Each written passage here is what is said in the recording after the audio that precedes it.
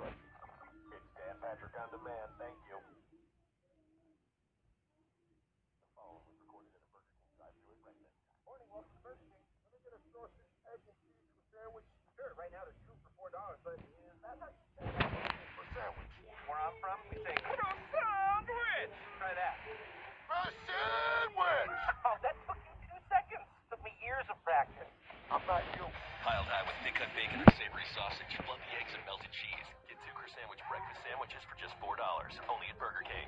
Limited time only. Price and participation vary. Here he is, joined by the 4 Danettes.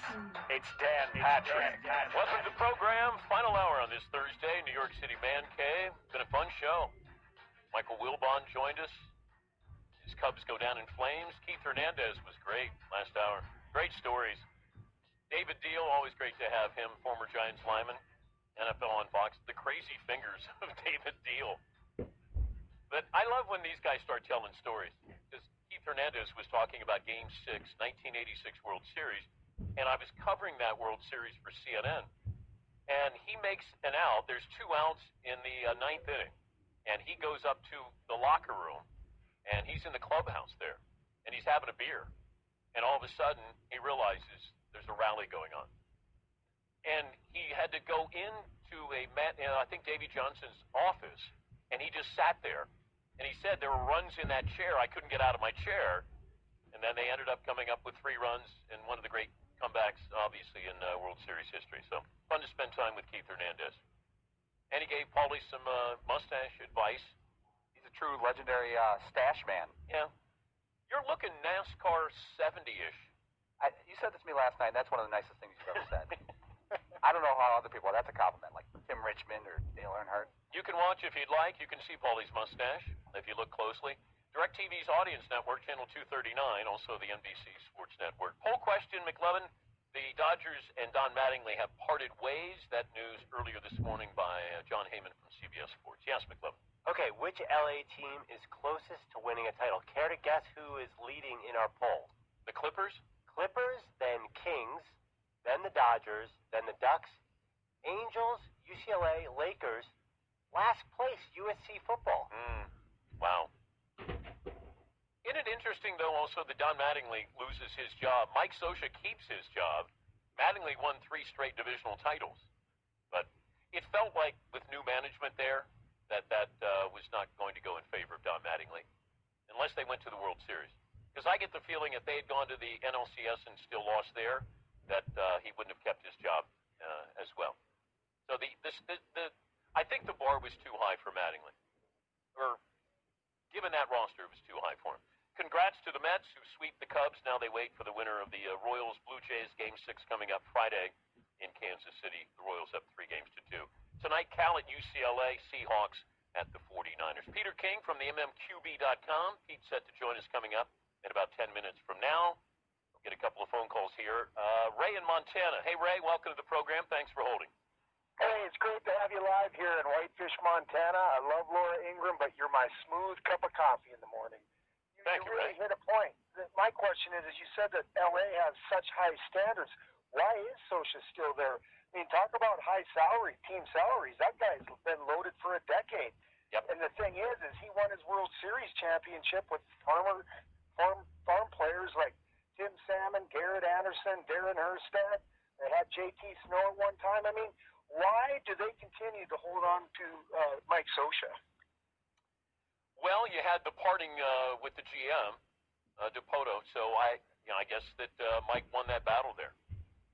That's a team that's underachieved. You expect more out of the Angels, but he's still employed. Not that I'm calling for him to not have a job. I'm just letting people look at what is going on with the Dodgers, and it's because of how everybody looks at the salary and goes, "Oh, $300 million."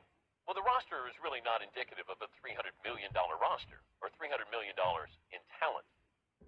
But even at $200 million, people still had high expectations for that team. Yes, Paul. Among the internet rumors today is that Mike Scioscia has an out. He has an option in his contract with the Angels. So if he wanted to go Former Dodger. Yeah. Well, how many times do the Dodgers come calling when you're a former player?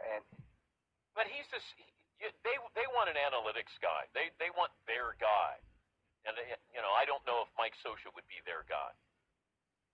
Bud Black would be a great choice there. I mean, you're two-time manager of the year, and you get fired by the Padres. But the Padres tried to capture lightning in a bottle. Hey, we're going to bring in all these guys, and that never works. But the Dodgers, who else did they have? Gabe Kapler? I always want to say Gabe Kapler. Him too. That would be cool. Gabe Kapler was a name that was mentioned by John Heyman from CBS Sports, McLevin.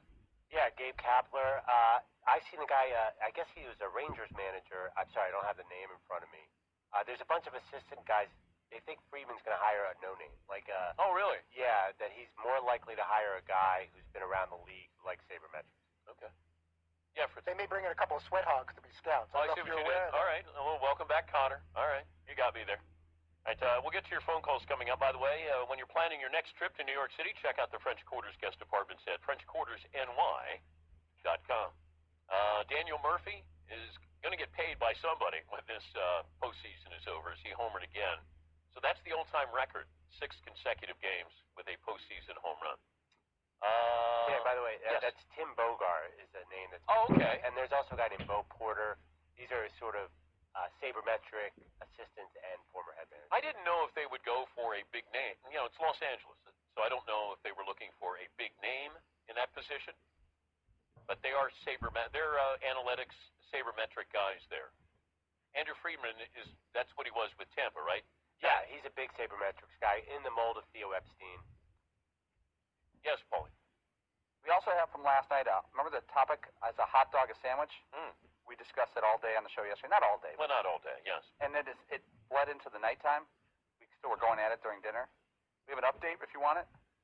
Well, an update from who? Adam Richmond, he's very well known, Man versus Food. He's on all the cooking shows. Yes. He weighed in on it. He said, a hot dog would fall under the category of sausage sandwiches to me, but then it's really a sausage on a bun as opposed to a sandwich. And I told him that's extremely vague and didn't help whatsoever. So he said, my final answer is this. A hot dog is not a sandwich. A hot dog is a hot dog. Hot dog. Yeah. It is what it is. Yeah. So a hamburger is a hamburger. I could ask him. Is a hoagie a hoagie? Oh. Well, no. That seems like a nickname of said sandwich. Right. A gyro? That would be a gyro. That is what it is. A sub? That's a sandwich. Because it's short for submarine sandwich. Yes. Did you see where they're now measuring the foot-long sandwiches at Subway? Make sure they're To a make foot sure long. they're a foot long? Important stuff. I guess they weren't a foot long. So you would get it's an inch shy of a foot-long sandwich here. Yeah, Fritzy. So they have a special ruler. They bring in adult entertainment stars. How do they make sure it's exactly what it's supposed to be? What? I was trying to figure out what do they use to make sure it's exactly 12 inches. Did you just say adult entertainment? Would they bring in an adult entertainment star, or would they just have it out? No, I heard it the first time. I couldn't believe I heard it the first time. Yeah, that I was probably hoping I didn't hear it a second.